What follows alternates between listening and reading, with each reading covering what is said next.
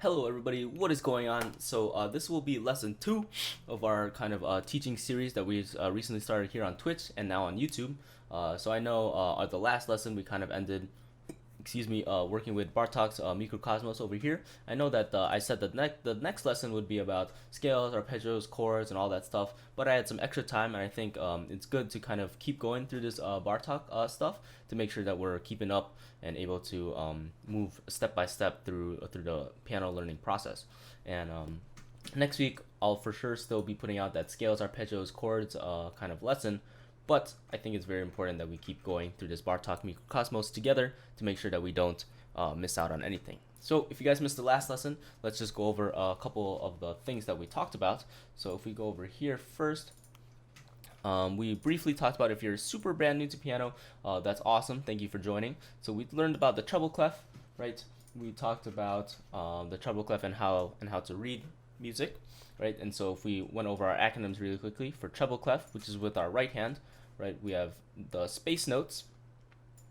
I'll go over this briefly, so if you haven't checked out the last video, make sure you go check it out there.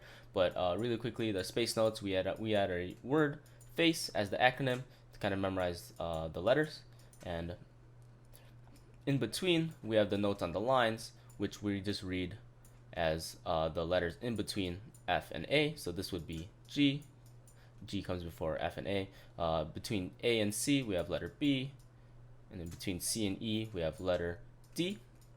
And just like we said yesterday, that our notes goes from spaces up to lines. So as you can see, space to line, space to line, space to line. Or you can think about it as line to space. Doesn't really matter. It goes up in steps. So if we go up from the top space where we have E up to the next line, we have letter F, because that's the next one in the alphabet. And for example, if we were to keep going, this is on a line, then we go up to the space, then we're on to G, etc. Okay, so that's just a little quick review of reading notes. When it comes to the bass clef, right, we had similar idea where we had this the bass clef symbol, and instead our acronym on the spaces was not face, but it was all for A, cows eat grass, and then you do the lines in between.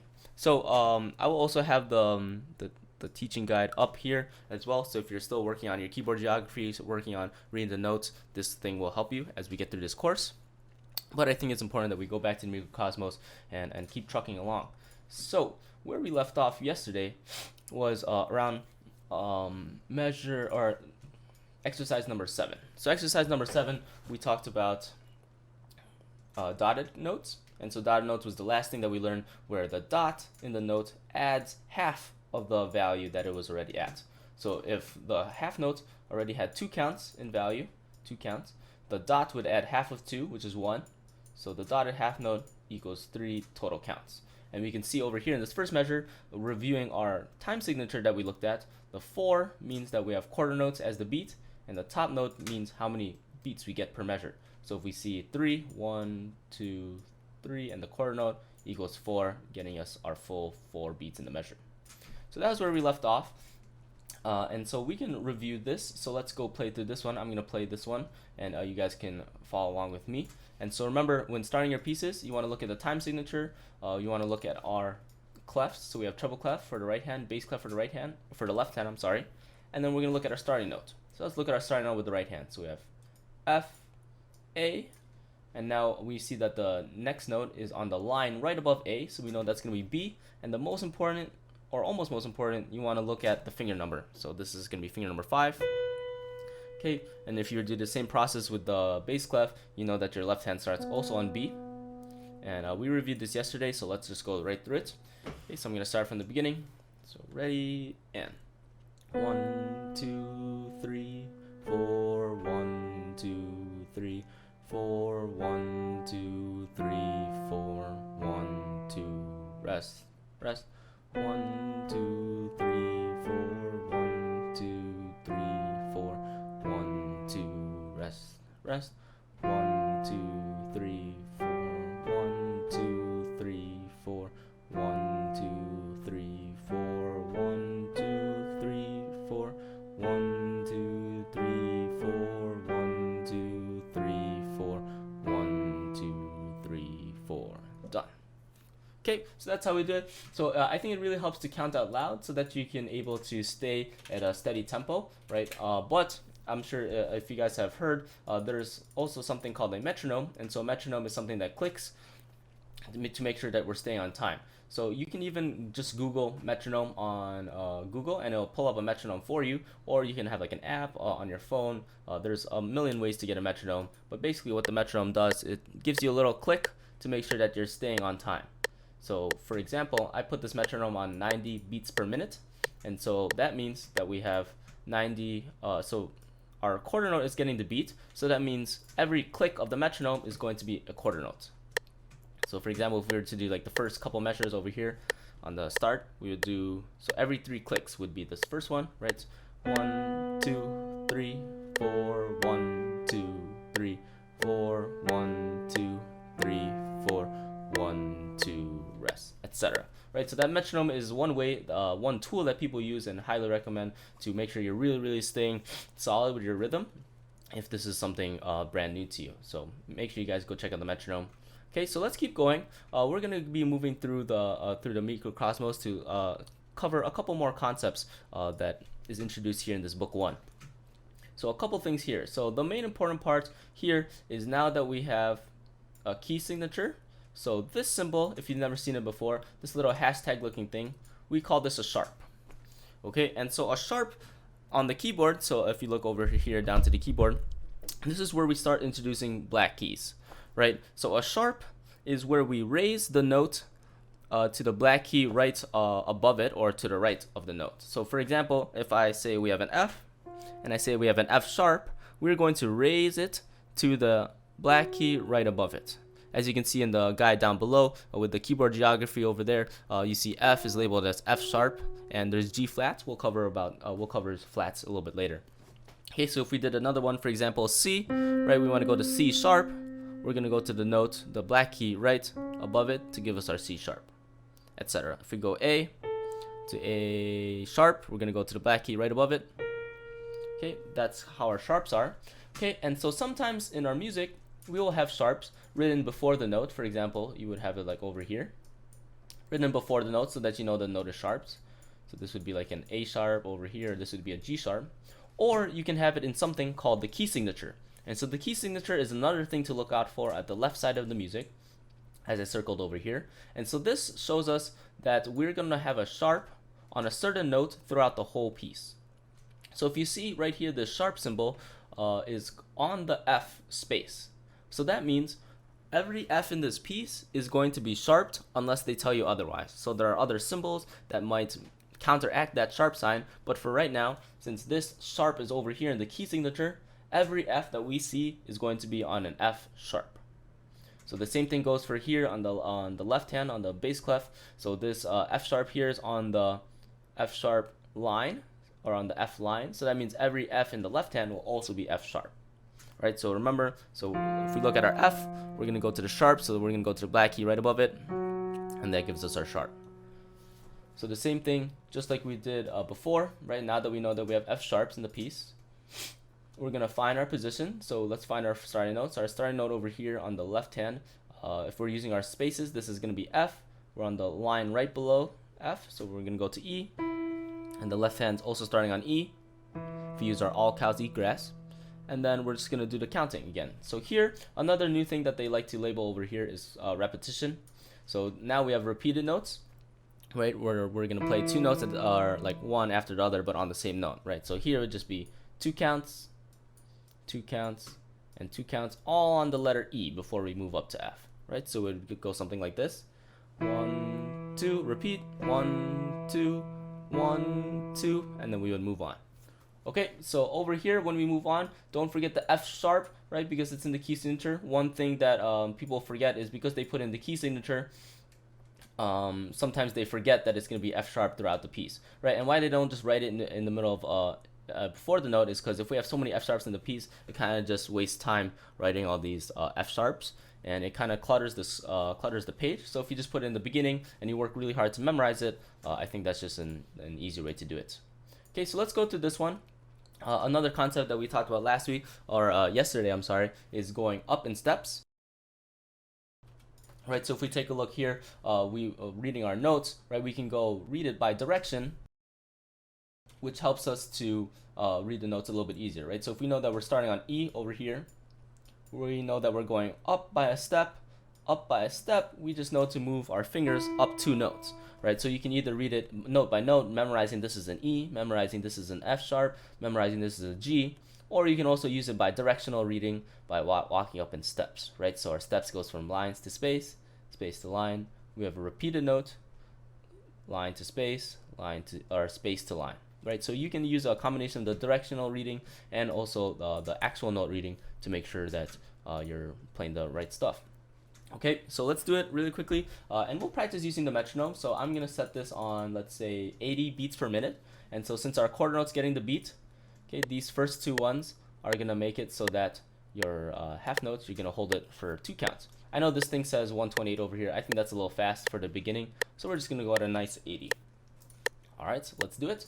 So starting from the beginning, don't forget your F sharps, guys, and let's do it. 1, 2, ready, and 1, 2, 1, 2, 1, 2. F sharps, 1, 2, 1, 2, 1, 2. Repeated notes, 2 going up, 1, 2, 1, 2, 3, 4, 1, 2, 3, 4. Going down, 1, 2, 3, 4, 1. Rest, rest, rest. 1, 2, 1, 2, 1, 2, 1, 2, 1, 2. F sharps, 1, 2. F sharps, 1, 2. Moving down, 1, 2, 1, 2, 3, 4. 1, 2, 3, 4. 1, 2, 1, 1, 1. Rest, rest, rest. Okay, good. So there might have been something that stumped you guys. It almost stumped me. Is that over here on the second line? I forgot to address this. Sorry about that. Is that you see that we have a finger position change. Okay, and I thought they introduced that somewhere else in the piece, but I guess they just introduced it here. So, so if we look at this measure, this line, we see that our pinky, finger number 5, goes down to A. So based on the first position, our pinky was over here at B, but now taking advantage of these rests, so in this rest, these 3 beats of rest, you're going to want to move your fingers, your hand position down from your pinky and thumb being on B, down 1 note to being on the A's. Right, and so that's one thing that I forgot to mention is that in your pieces, right, you're not going to be in one position the whole time, so you're just going to get ready, you're going to need to get ready to move, just like in this one where we move down from B down to A. Okay, so that's lesson number 8, introducing our sharps. I think that's the most important one in this one, introducing our sharps over here. Still just going stepwise, reading directions, and our left hand and right hand still just moving the exact same. Cool, so let's go on to this one. So here we have another concept. We call this syncopation or tied notes. Okay, and so I won't play through this one fully, but we will have what we'll discuss some of this. So over here you see that we have a letter D, and we have this little line that's connecting the D over to this one. And so what this line means is that it's basically connecting it. So we're gonna be adding their notes values together. So if we know that this half note gets 2 counts, and we know that this quarter note gets 1 count, since they are tied together, that's what we call it, that means we're going to hold it for 3 counts total. Right, so if we were to play from right from the beginning, starting on C, we would have 1, 2, 1, 2, 1, 2, 3, 4, and moving up to F. Right, so basically you just hold it for the extra count that it's given, right? And so this is G tied over to the next G, so this is again a half note, 1, 2, 1, so you're gonna hold it for 3 counts total. So starting on this F right over here, we have, I'll do it over here, so 1, 2, 1, 2, 1, and then you would move on to the next note.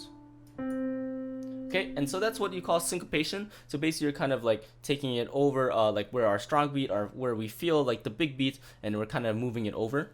Okay, and so what the important part to know is that we have that we call this a tie. And so if you see this can be tied between any notes. You can have quarter notes that are tied together. You can have whole notes tied together. You can have anything tied together. What's could be kind of confusing is that this tied note looks very, I'm going to erase some of this 1 second. what could be a little bit confusing is that you see this long line over here, this big line stretching from the C all the way over to this D. And so that you might say, oh, that could be also a tied note, right? Because it looks like the same exact symbol.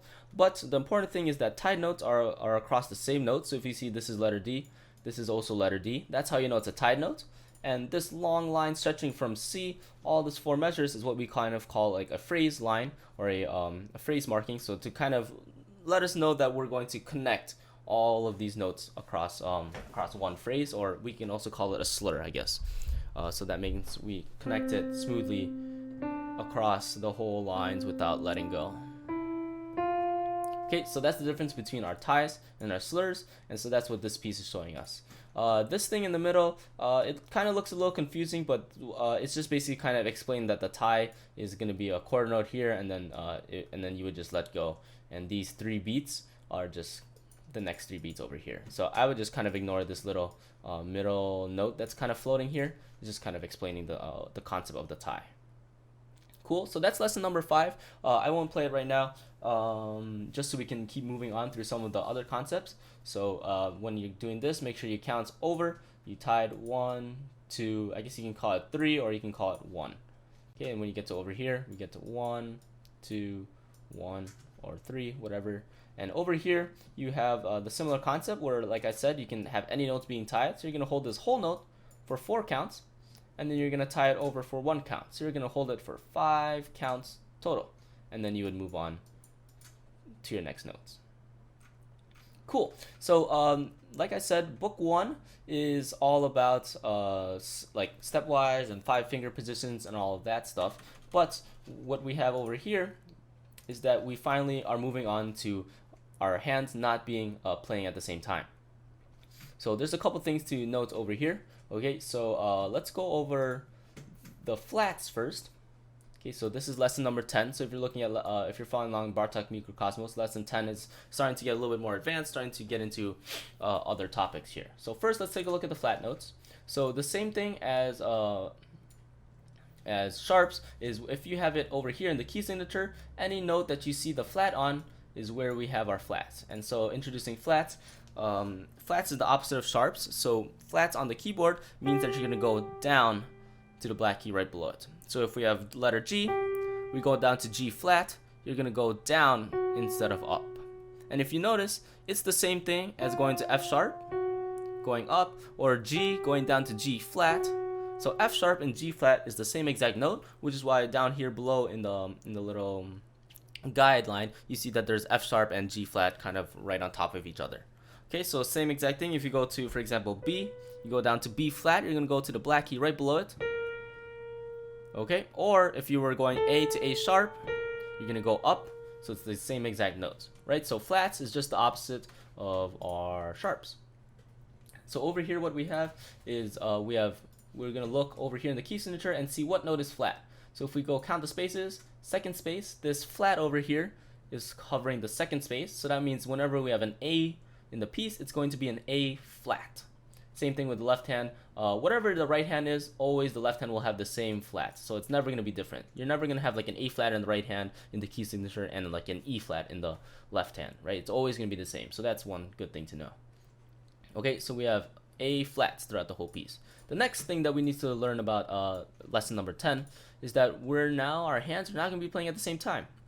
Right, so we see over here, it's giving to measure 1, 2, 3, 4. It's giving to measure 4 over here, that we have the notes playing at the same time here, but our left hand is kind of handing it off to the right hand. Okay, so let's go over some of this. So let's play the beginning 3 measures, and then we'll work into getting to measure 4 together. So starting right in the beginning.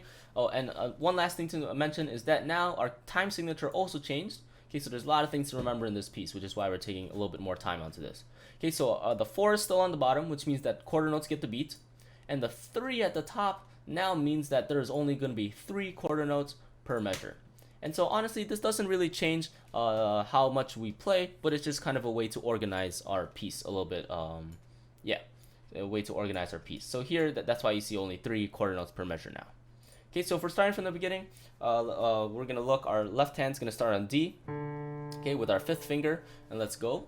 So we're gonna go 1 1 1 1 2 1 1 1 1 1 1 1 1 2 1 1 1 1 1. Okay, so I'm gonna stop there. So I just ended right over here if you're following along. So taking a look at where we hand our notes off, right? So we're gonna look at what note our right hand plays, which is letter D, and what note our left hand plays. So when they're on top of each other, obviously, like our other pieces before, we're gonna play them at the same time. And so this is what we call like our handoff, almost like if you're a relay racer, right? You would hand off the notes, you would give the baton to the other person before you let go, right? So here is where you're handing off the baton, right? You're playing both of your notes on letter D, and then when we get to this letter E, we have a rest in the left hand, and so that's when our left hand lets go of the notes for the rest, almost like in a baton. You're gonna hand it over, and then the person running before is gonna let go, right? If the person doesn't run before, the person running is gonna kind of get stuck, right? So same thing like here. If we hold this D over, it's gonna kind of bleed into the right hand, which is not written here. Okay, so think about it as like a baton kind of handing off. So when I land over here on this D, I'm gonna start right here. E, D, E, together, hand it off, E, F, G. And that's where you let go your left hand. Okay, so that's I know a lot of people say that playing hands together and kind of coordinating both hands is kind of difficult, which is why I think this lesson book or this method book is really good, because it introduces playing hands together in a very methodical way, so that you can really take it in slowly. Right, so if you look over here, this is the first time that our hands are not playing at the same time, right, or where they're going alternating, and so they only put one note at a time, hands together. So this really gets you used to kind of how to alternate your hands. So if you look over here, this is our first note. So if we look over here, our right hand plays letter D, and then our left hand is not playing the same note for the first time ever in these 9 exercises. Okay, so over here, if we're counting our spaces, I'm just gonna give us the notes. I'm gonna assume that you guys are working on your note reading and you're getting a little bit faster with it, but I'm gonna tell us right here that this is letter F. So it's the same exact concept, but now your left hand's gonna play F and your right hand's gonna play D. Right, same thing when we go over here, you're gonna hand off the same way, but your left hand's gonna play A over here and your right hand's gonna play F over here. So now we're starting to not play the same notes. Okay, so I'm gonna go play this one through the whole thing, and we're gonna set another metronome. Since this one's a little bit trickier, we're gonna go a little bit slower. We'll do maybe 65 beats per minute. So it's gonna feel a little bit slow, but I think it's important. So what are we looking out for? We're looking out for A flats, of course. So whenever you have an A flat or an A, we're gonna play an A flat. So just a little note. It's over down here with your left hand, and over your right hand over here, it's gonna our first A flats. And then we're gonna look at we're gonna try and focus on the trade-offs. So making sure that your left hand comes in at the same time of your right hand over here, and that your left hand lets go so that your right hand can take off. All right. So I think other than that, that's it. There's no hand position changes here. So wherever your hand starts, that's where they're gonna be for the whole piece. And let's go through this one. So starting at 65 beats per minute. 1, 2, 3, 1, ready, go. 1, 2, getting ready, both hands here, hand off, let go left hand. 1, 2, now different notes here, let go of the right hand. 2, now we have A flat coming up with the left hand, A flat. 2, A flat on both hands here together. 2, 3, 1, 2, 3 with the left hand. A flat in the right hand. 2, 3, moving down to a step. 2, 3. Left hand now. 1, 2, 1, 2.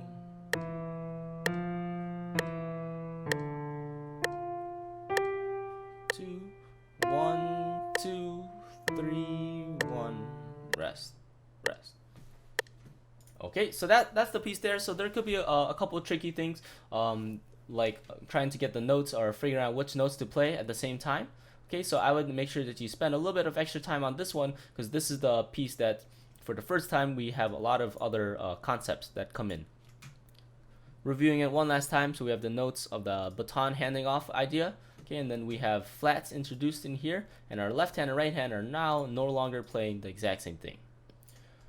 Okay, let's go do a couple more. So this one I won't go over this one too much, but what this is talking about. So over here, if you have this same version, you're gonna see it says parallel motion.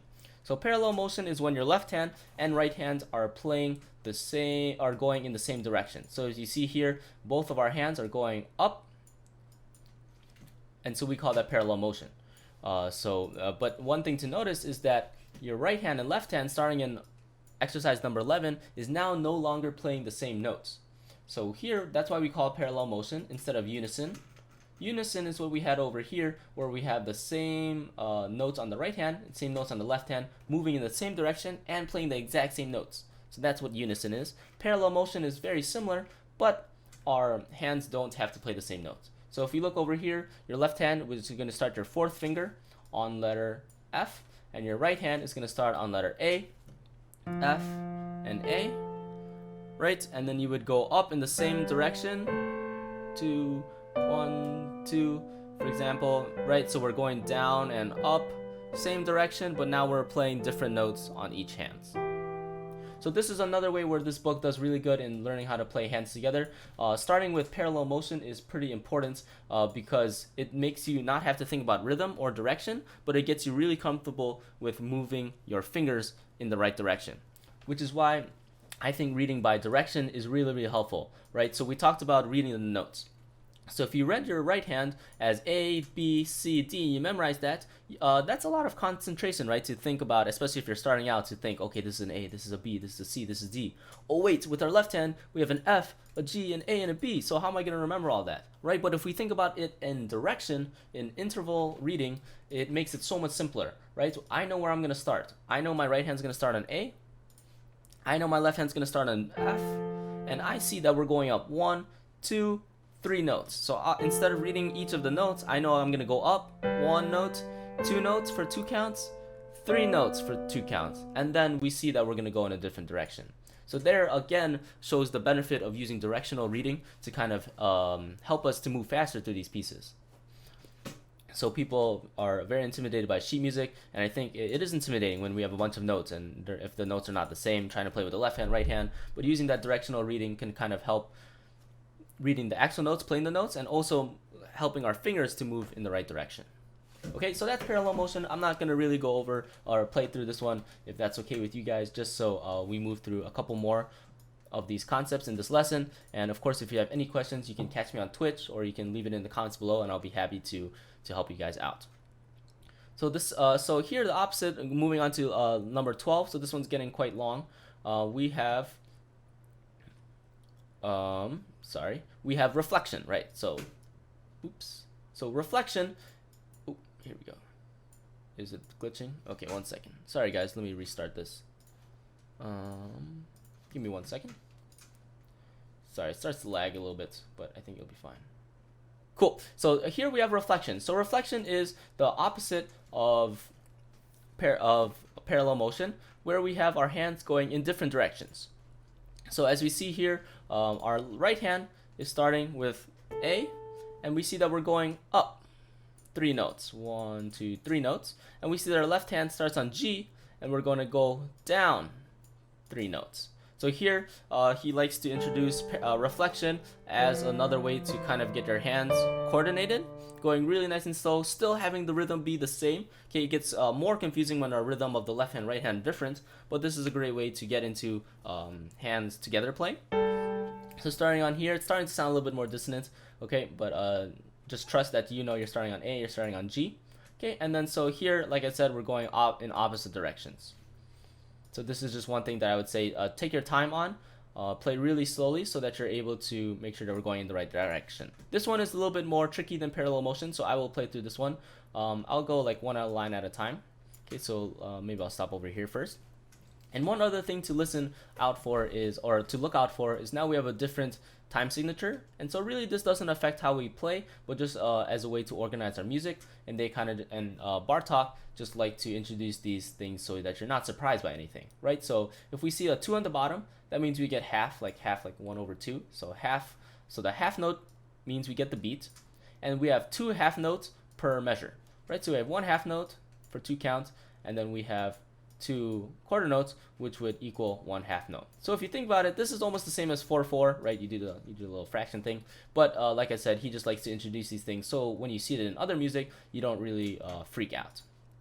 Okay, so let's start in the beginning here. Okay, we're gonna go nice and slow, and so I'm not gonna do it in metronome. I'm gonna do it slowly so that we're able to catch all of our directions. Okay, and there's a chance that I might not be exactly in time here. I want you guys to try and play in time, of course, but I'm gonna be not in time just so I have time to explain some of the things that are going on. Okay, so we're gonna start with our left hand on G, our right hand on A.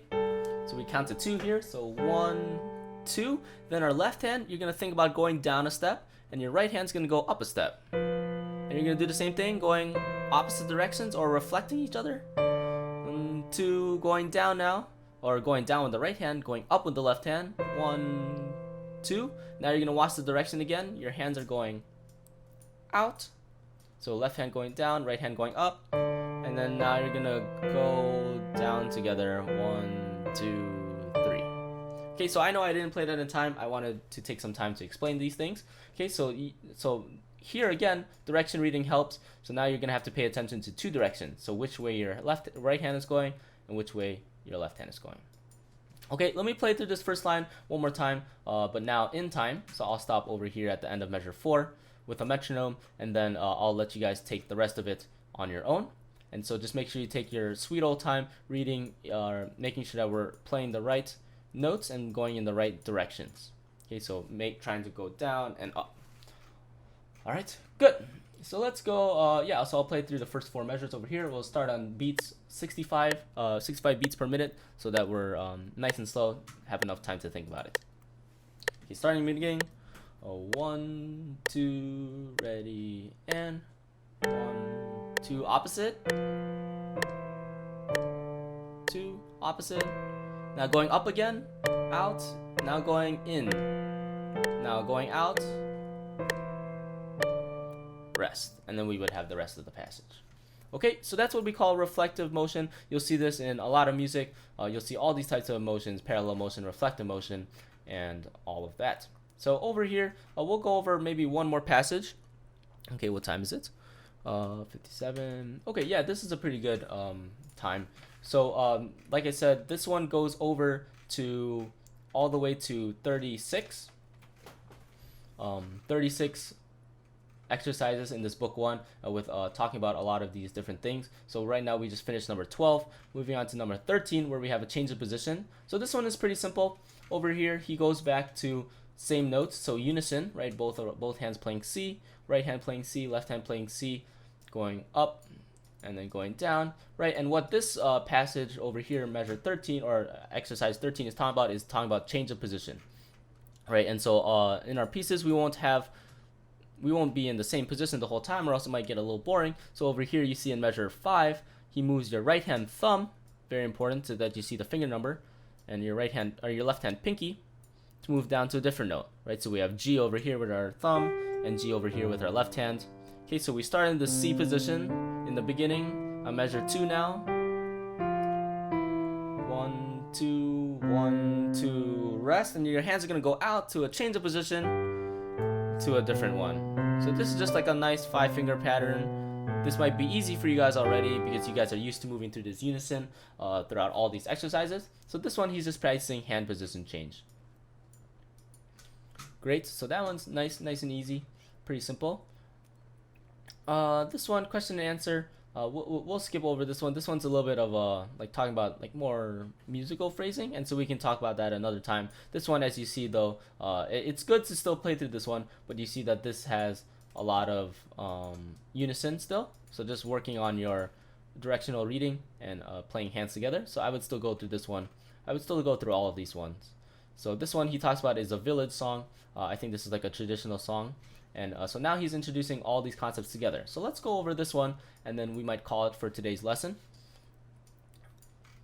Because this one kind of has a lot of our concepts over here, right? So we have a couple things to notice. So we have key signature. So key signature over here goes back to F sharps, right? So if we are on the F space and the F line, great. So that means we know every F that we see is going to be sharped. And we also have a sharp sign in front of the note. So we have a sharp sign in front of here, in front of the C, and in front of the C. So that means even though it's not in the key signature, every time or when we see this C right here, we're going to play C sharp instead of C natural. Okay, so we have two sharps now, right? We have F sharps over here. This is a C natural, right? But over here we have a C sharps. Okay, so we have to watch out for those sharps. And we have, hand position changes, right? So over here we rest. We're kind of in our C position. Then over here we move our pinky of our right hand up to the higher D. We're moving our left hand down to the lower D. So we have sharps and we have hand position changes. Luckily, we're in unison, which means we're playing the same exact notes on both hands, which gives us time to think about a couple of these. So those are kind of the things to look out for. So I'm going to play it all right now for you, and you can follow along. So we'll stick with the 65 beats per minute. I think that's a pretty good one to stay at, nice and stable. Okay, and watch out for all the sharps. Okay, and watch out for our hand position changes. Okay, so if you're not able to hand position change within these two counts, that's perfectly okay. Okay, just make sure you're patient with yourself and that you get used to the hand position changes, and then eventually you'll be able to move it in 2 beats. Okay, so starting your left hand thumb on G, starting your right hand pinky on G, you start right from the beginning. So 1, 2, ready, and 1, 2, 1, 1, 1, 2, 1, 2, 1, 2. Moving left hand down, right hand up. 1, 2, C sharp. 1, 1, 1, 2, 1, 2, 1, 2. Rest. Hand position change. 1, 2, B, C sharp. 1, 2, 1, 1. Rest. Hand position change. Don't forget the F sharp from the key signature. 2. Hand position change. 2.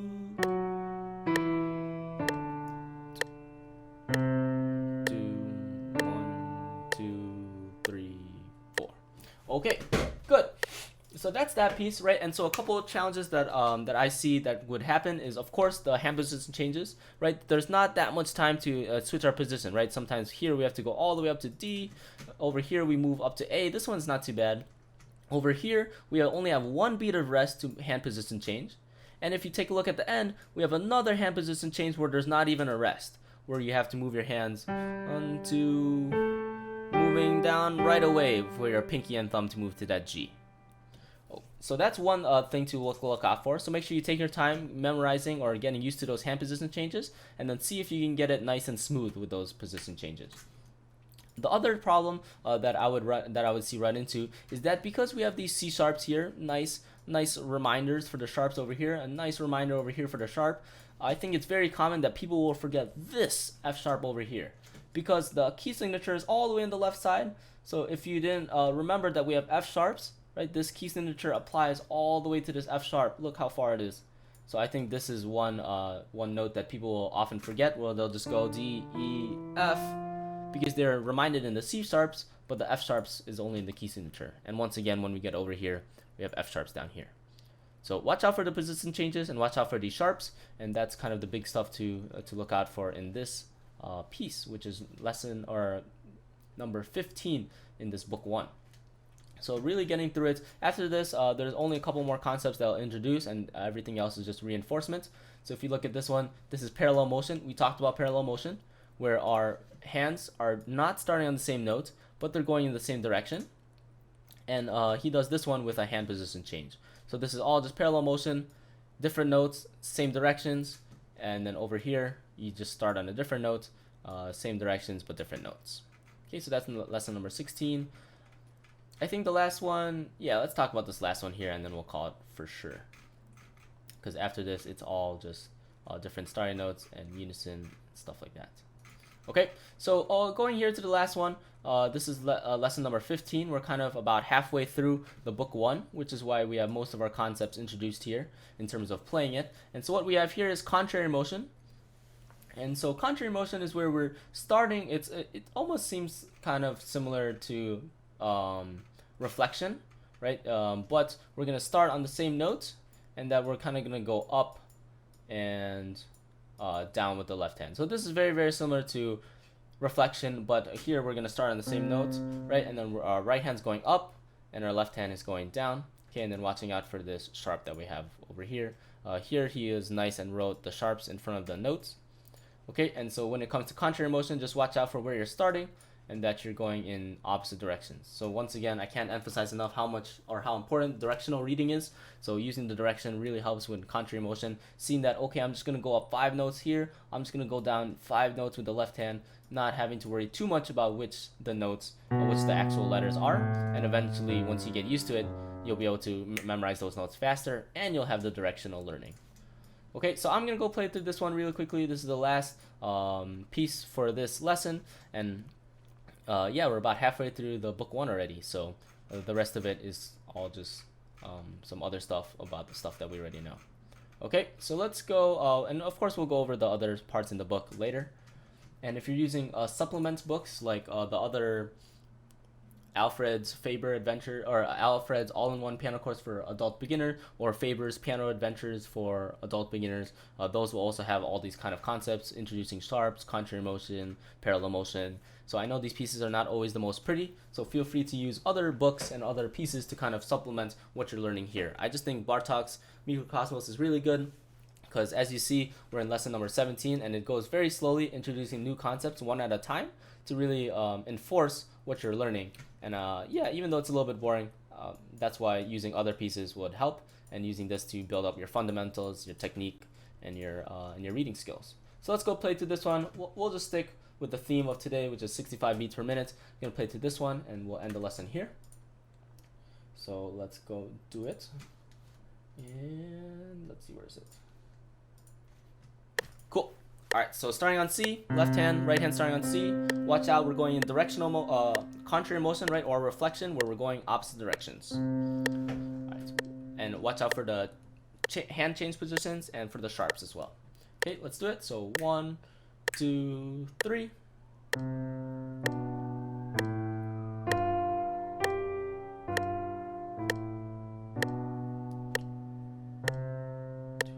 Rest hand position change. Watch out for the sharp. Sharp in the left hand. Sharp. 2, 1, 2. Rest. 1, 2. Rest. Hand position change. Right hand. 1, 2. Rest. Hand position change.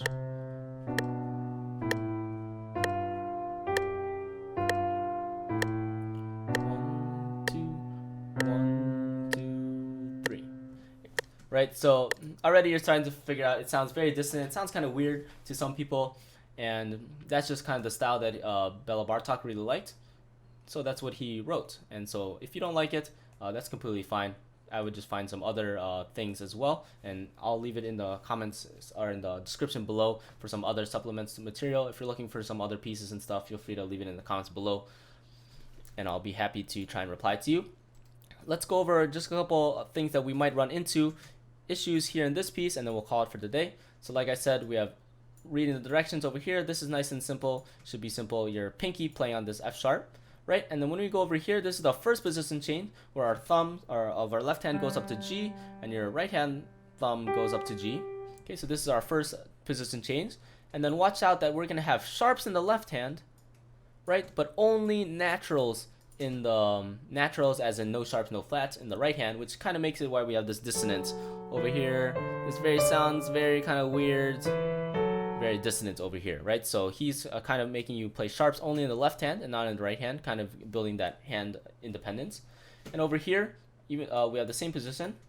Here was the tricky one, where you see that your right hand, your pinky moves down to finger number 5 on G, but your left hand stays in the same position. So up until this point, we've had change of positions where both hands would move, but here he introduces the time where your right hand is the only one that moves and your left hand stays in the position here, which might trick some people up, so watch out for this section right here. And then over here we kind of get back to the same idea as what we had in the beginning, kind of recapping the piece. Alright, so that was the lesson for today. So we started over here at lesson number 7, but just doing a little recap over here. We started at lesson number 7, where we ended off last night, or the last video if you're following along on YouTube, where we have dotted notes, right? The dotted notes add half the value of whatever is written, so half note is 2 counts. The dot adds half, which is 1, so 3 counts. Okay, we talked about repeated notes over here in exercise number 8, where you just repeat the notes. And then we also had the introduction of sharps and the key signature. So remember, look at the key signature on the left. Whatever sharp the sign is on the space, that's what note it is. This is on the F space, so we have F sharp. Over here we have F sharp line, so left hand has F sharps. So remember, whatever the key signature is, the right hand key signature is always going to be matching the left hand key signature. Okay, then this is still stepwise motion. Over here in measure 9, or exercise number 9, we introduced the idea of syncopation and the ideas of tied notes, right? So tied notes means that you're going to hold the note, you're going to add the values basically, right? This has, sorry, my camera's shaking over here.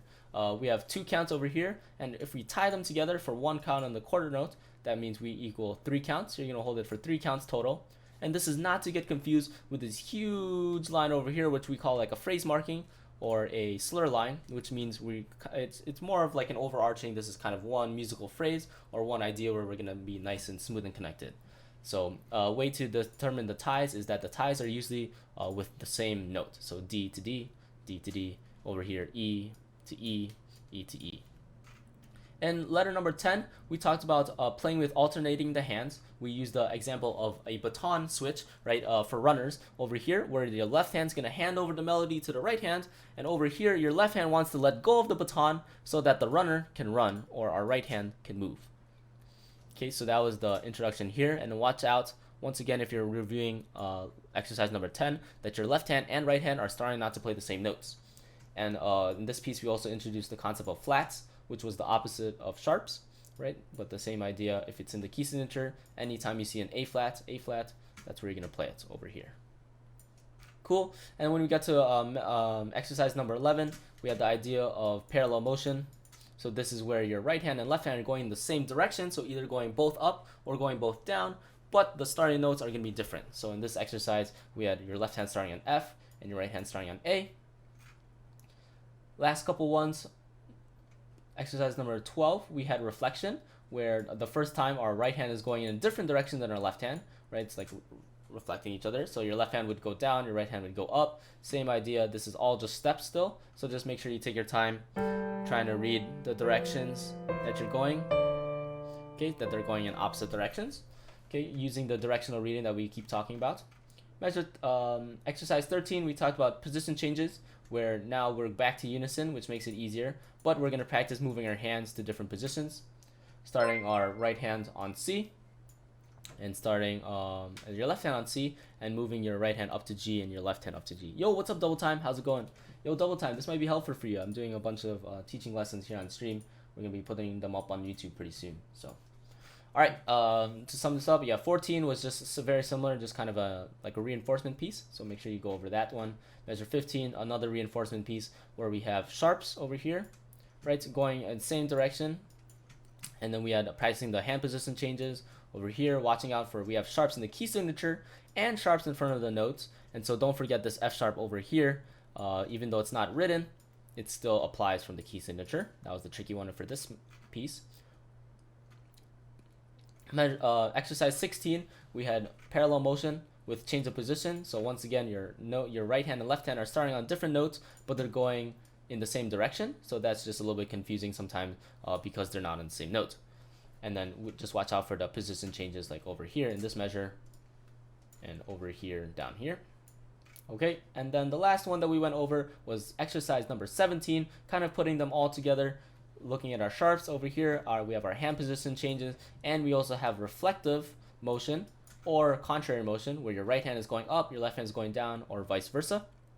and watching out for the sharps over here and the hand position changes, right? Watch out for this last hand position change here, where your right hand changes position, but your left hand doesn't. And over here, we kind of get a recap of the beginning.